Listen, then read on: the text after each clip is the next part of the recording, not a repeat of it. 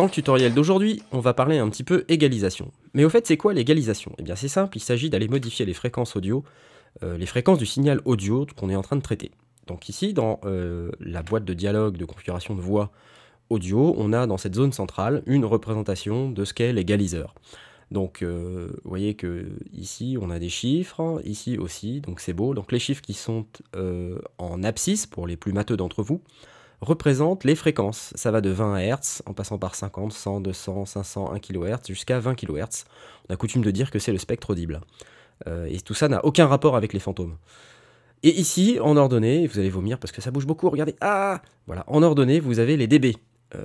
Donc là, quand on est à 0, ça veut dire qu'on n'a rien changé. Quand on est à plus 6, ça veut dire que les fréquences qu'on va modifier seront plus fortes, jusqu'à 2 fois plus fortes d'ailleurs. Plus 6 dB égale 2 fois plus fort, hein, pour ceux que ça intéresse, quand on parle de tension acoustique. Plus 12 dB, plus 18 dB, plus 24 dB. Voilà, tout ça est fabuleux, évidemment. Quand on va dans les moins, eh ben, on diminue les fréquences. Donc, histoire que vous entendiez un peu ce que c'est, je vais faire une petite lecture et modifier à la volée, on dit aussi à l'arrache, les fréquences audio de ce signal. Au point où j'en suis, je m'en fiche pas mal. Oh là là. Au point où j'en suis, je m'en fiche pas mal. Voilà, donc c'est proprement horrible, mais c'est juste pour vous montrer quel est l'effet d'un égaliseur. Allez l'ami, montrez-vous. Allez l'ami, montrez-vous. Avez-vous de la nourriture à bord? Allez l'ami, montrez-vous. Avez-vous de la nourriture à bord? Alors évidemment, on peut mettre plusieurs bandes de fréquences. Là, si j'allume le 2, de la nourriture à bord? j'en ai un deuxième. Allez l'ami, montrez-vous. Avez-vous de la nourriture à bord? Donc là, vous avez vu qu'il y a une petite différence par rapport entre le 1 et le 2, c'est que le 1, eh ben, quand je le bouge, eh ben, ça bouge toutes les fréquences qui sont à gauche du point 1, et quand le 2 je le bouge, ça fait des bosses. Ben, c'est toute la différence en fait entre un égaliseur de passe haut ou passe bas et un égaliseur de type paramétrique standard. Donc j'explique. Dans l'égaliseur passe haut, donc ici vous avez une zone dans laquelle vous pouvez régler low shelf, high pass, low shelf 2, low shelf 3. Donc en fait tout ça c'est les types prédéfinis de Cubase, donc je ne vais pas rentrer dans le détail, mais en gros, qu'est-ce que ça signifie? Ça signifie que quand vous parlez d'un égaliseur low shelf, ben, vous allez à partir de la fréquence dite de coupure, c'est-à-dire le point qui est représenté ici par la ligne verticale qu'on pourrait tracer qui passe par le point numéro 1, et bien toutes les fréquences qui sont à gauche sont modifiées. Voilà. Alors qu'un égaliseur de type paramétrique, bah, qu'est-ce qu'on va modifier? On va modifier les fréquences qui sont autour de la fréquence de coupure de l'égaliseur. La fréquence de coupure, c'est la fréquence qui coupe, en fait en deux ici. Et on va modifier en faisant soit une diminution, soit une augmentation. Alors qu'est-ce que ça veut dire paramétrique? Ça veut dire qu'on choisit la fréquence, en fait. Il y a des égaliseurs dans lesquels vous ne choisissez pas la fréquence. Par exemple, les égaliseurs 31 bandes qu'on peut trouver sur le marché de la hi-fi, eux, ils ont 31 bandes de fréquences fixes et vous changez indépendamment chacune des 31 bandes.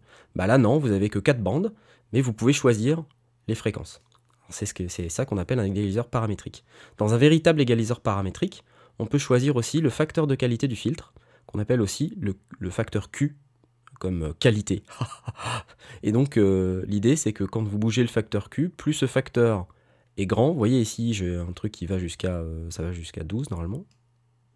Voilà. Et ben plus ce facteur est grand, plus la bande de fréquence est étroite. Et qu'est-ce que ça donne? Au point où j'en suis, je m'en fiche pas mal. Au point où j'en suis, je m'en fiche pas mal. Au point où j'en suis, je m'en fiche pas mal. Allez voilà. L'ami, montrez-vous. Allez l'ami, montrez-vous. Avez-vous de la nourriture à bord? On peut le faire dans l'autre sens. Allez l'ami, montrez-vous. Avez-vous de la nourriture à bord?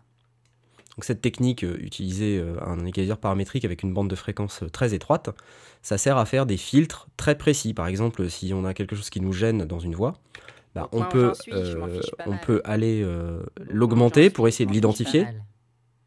Au point où j'en suis, je m'en fiche pas mal. Allez l'ami, montrez-vous. Allez l'ami, montrez-vous. Par exemple, ça on peut dire que c'est une fréquence très moche. Et je pourrais décider, si c'était vraiment très en avant dans la voix, je pourrais décider, grâce à un filtre inverse, c'est-à-dire prendre la fréquence qui est là, l'inverser et le couper complètement. Ça donnerait ça. Au point où j'en suis, je m'en fiche pas mal. Au point où j'en suis, je m'en fiche pas mal. Donc en égalisation, c'est une technique qui est assez utilisée, mais bon, qui permet d'éliminer assez facilement une partie très gênante d'un signal. Un truc intéressant qu'on peut faire avec un égaliseur, on peut faire aussi, donc là dans les presets de Cubase il y a des trucs intéressants, mais il y a par exemple un preset qui s'appelle Phone Line, qui permet de simuler une voix téléphonique. Au point où j'en suis, je m'en fiche pas mal. Au point où j'en suis, je m'en fiche pas mal. Voilà, donc c'est des trucs assez intéressants et ça vaut le coup, si vous avez un logiciel audio digne de ce nom qui a des presets comme Cubase, d'aller regarder un petit peu les presets. Ça vaut également le coup, non seulement de le faire sur des voix, mais aussi ça vaut le coup de le faire sur des fichiers musicaux, des batteries, des instruments de musique, etc. Voilà, donc ça c'était un petit tour d'horizon de l'égaliseur. Évidemment, on peut faire plein d'autres trucs avec l'égaliseur, mais l'idée c'était juste de vous expliquer en quelques mots comment ça fonctionne. Donc c'est la fin de ce tutoriel. Si vous avez des questions par rapport à ce tutoriel ou tout autre tutoriel, je vous invite bien sûr, comme d'habitude, à venir sur mon site www.knarfworld.net/audio, poster des commentaires et me poser des questions, et tant que faire se peut, j'essaierai d'y répondre. À bientôt!